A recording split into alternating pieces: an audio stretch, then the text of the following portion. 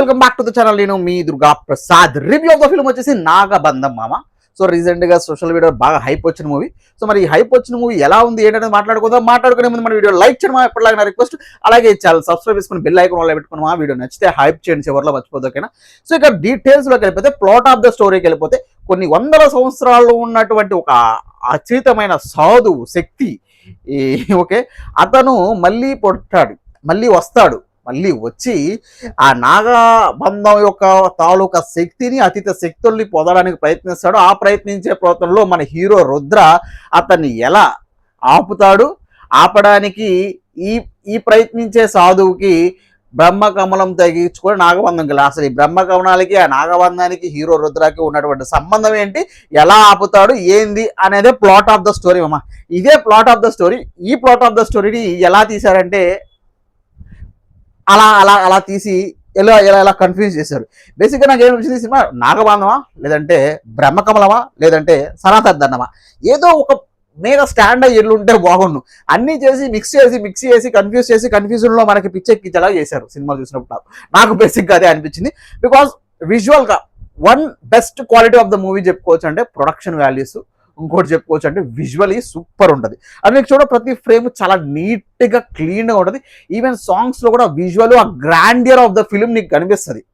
Grandeur of the film ఉంటుంది, కానీ ఆ కథాబలం రైటింగ్ వీక్ అనిపించింది నాకు ఇక్కడ. బికాస్ హీరో ఫస్ట్ హాఫ్ ఉంటుంది, ఫస్ట్ హాఫ్లో పాటలు ఉంటాయి. బేసిక్గా పాటలు మనకు అర్థం కావు, అదొక పక్కన పెట్టేస్తే నాకు హీరోయిన్స్తో రొమాంటిక్ సాంగ్ ఎందుకు పెట్టారు, ఆ రొమాంటిక్ సాంగ్ పెట్టి 5 నిమిషాల్లోనే మళ్ళీ చెల్లికి పెళ్లి సాంగ్ ఏంది, ఎమ్మటే ఫైట్ ఏంది sequence of alignment. First half చూసినప్పుడు చిరాకు వస్తుంది, ఎందుకు ఈ క్యారెక్టర్స్ వస్తున్నాయి, చనిపోయిన క్యారెక్టర్ మళ్ళీ అలా బతికేస్తుంది, ఈ డౌట్స్ అన్నీ వస్తూ ఉంటాయి. సెకండ్ హాఫ్కి వచ్చేసరికి కొంచెం ఓకే రివీల్ చేసి సెకండ్ హాఫ్ స్టార్ట్ అయిన 10 నిమిషాల తర్వాత మామ, సెకండ్ హాఫ్ స్టార్ట్ అయిన 10 నిమిషాల తర్వాత మన హీరోయిన్ క్యారెక్టర్ని కొంచెం మనం గెస్ట్ చేసేవచ్చు. ఇంటర్వెల్ ఫైట్ ఏదో అనుకుంటాం, కానీ బీభత్సం తోపు అనుకుంటాం. ఇంటర్వెల్ ఫైట్ కూడా మనకు అంత గూస్ బంప్స్ ఇచ్చే మూమెంట్ కూడా కాదు. సో ఏదో గ్రాండియర్ అయితే కనిపిస్తుంది. సో బీజిఎమ్స్ కూడా సోగా ఉంటాయి. హీరోయిన్ పాత్ర మనం గెస్ట్ చేయొచ్చు, బట్ గెస్ట్ చేసిన దానికి ఇంకొంచెం న్యాయం చేశారు సెకండ్ హాఫ్లో. సో ఒక విధంగా అనిపించింది హీరోయిన్ క్యారెక్టర్కి, మన నభా నడేష్ అది. సో ఆవిడది కొంచెం అనిపించింది. సరే సెకండ్ హాఫ్లో ఈ స్టోరీ మీద వెళ్తున్నారు కదా అనుకుంటాం మనం ఫస్ట్ 10 నిమిషాలు.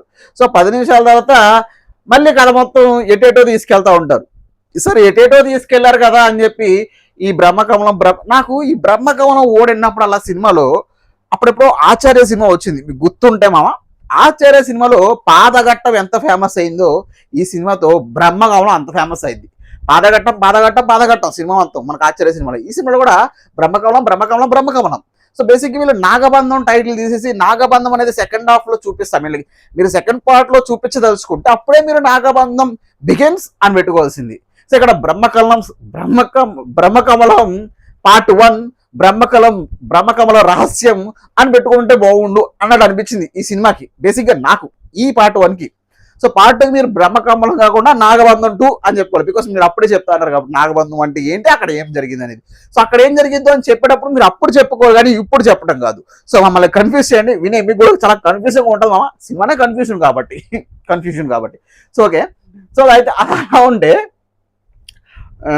సో హీరోయిన్కి పాత్ర న్యాయం చేశారు అనుకోండి. లేకపోతే సెకండ్ హాఫ్లో మనం సరే కథలోకి వస్తున్నాం, ఆ బ్రహ్మకమలంతో జరిగింది, సరే బ్రహ్మకమలం మన రాక్షసుడి చేతికి అందింది, సరే నాగబంధం దగ్గరికి వెళ్తా అన్నప్పుడు ఆ బ్రహ్మకమలానికి ఆ నాగబంధానికి ఉన్న సంబంధానికి హీరోకి అప్పుడు తెలుస్తుంది.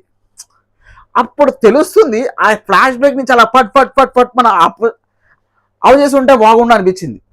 అది చేయకుండా అరే ఆ ఫ్లాష్ బ్యాక్ పట్ మన అవ చేసి ఆ నాగబంధం ఉన్న రిలేషన్ చెప్పుంటే బాగుండు అనిపించింది.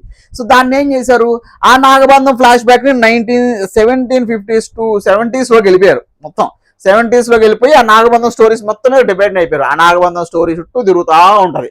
అక్కడ కూడా మన హీరోని అనుకోండి, సో పూర్వజన్మ అంటారు కదండి, ఆ క్యారెక్టర్లోకి వెళ్ళిపోతూ ఉంటాడు. సో అక్కడ కూడా స్లో నరేషన్, ఏం అర్థం కాదు. ఒకడు వస్తాడు, ఫైట్ చేస్తాడు, ఇండివిజువల్ క్యారెక్టర్స్ వచ్చేస్తాయి. మనం తెగ ఊహించుకున్న గ్రాఫిక్స్, అంత గూస్ బంప్స్ ఇచ్చే మూమెంట్స్ ఉండవు. శివయ్య అంత ఇంపార్టెన్స్ ఉండదు. సో నువ్వు అక్కడ బ్రహ్మకమలం గురించి చెప్తున్నావు, సో దాని మీదే స్టోరీ డిపెండ్ అవ్వాలి. లేదు అంటే సనాతన ధర్మం అయితే మధ్యలో క్లాసులు తిప్పుతున్నారు సనాతన ధర్మం గురించి ఎన్నిసార్లు చెప్తారు, వింటున్నాం కదా. మళ్ళీ ఇందులోకి ఎందుకు వచ్చారు, అందులోకి వస్తారు. సో అలాగే మళ్ళీ అది అయిపోయింది, సరే క్లైమాక్స్ అయిపోతుంది అనుకున్నప్పుడు మళ్ళీ పాస్ట్లోకి వస్తారు. బికాస్ మళ్ళీ 100 ఏళ్ళు ముందుకు వచ్చేసి మళ్ళీ హీరో మళ్ళీ ఫైట్ చేసేస్తాడు.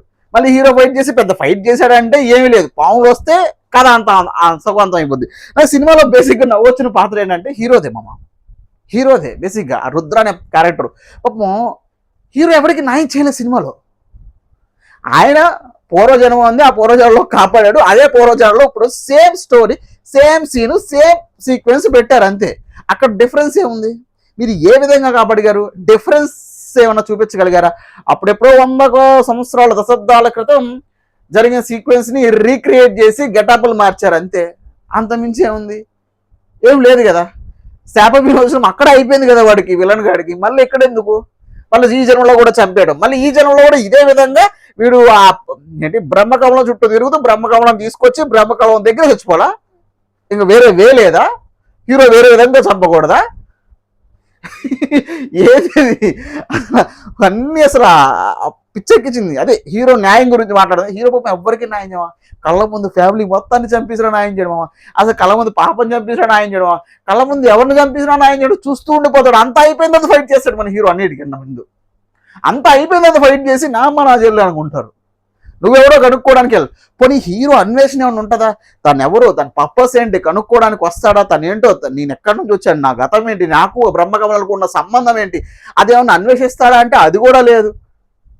హీరోయిన్ వస్తుంది, హీరోతో డ్యాన్స్ చేస్తాడు, హీరోయిన్ లవ్లో పడిపోతాడు, వెళ్ళిపోతాడు, గూడికి వెళ్ళిపోతాడు, వాళ్ళ వెనకాల తిరిగేస్తాడు.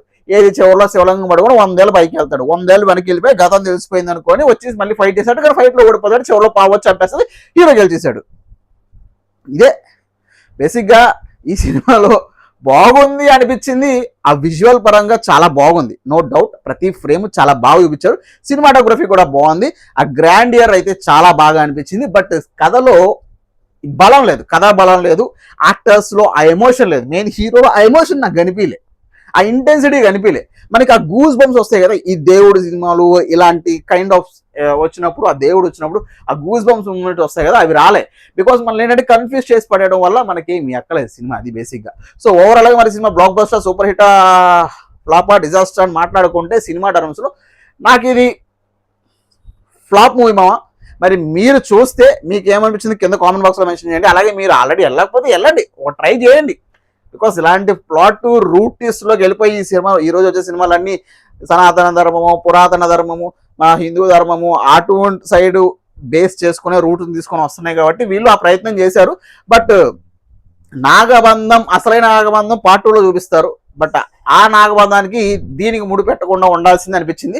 సో దాని బదులు బ్రహ్మకమలం అని పెట్టుకుంటే పేరు బాగుండేది, లేదంటే సనాతన ధర్మ ఎక్స్ప్లెనేషన్ అని పెట్టుకుంటే బాగుండేది, లేదంటే బ్రహ్మకమలం స్టోరీ అని పెట్టుకుంటే బాగుండేది అని నాకు అనిపించింది. సో ఓవరాల్గా అయితే ఫ్లాప్ సినిమా. మరి మీకేమనిపించింది కింద కామెంట్ బాక్స్ మెన్షన్ చేసి వీడియో లైక్ చేసి ఛానల్ సబ్స్క్రైబ్ చేసుకోవడం మర్చిపోదు. అంటిల్ ద నెక్స్ట్ వీడియో ఉంటాం, బై.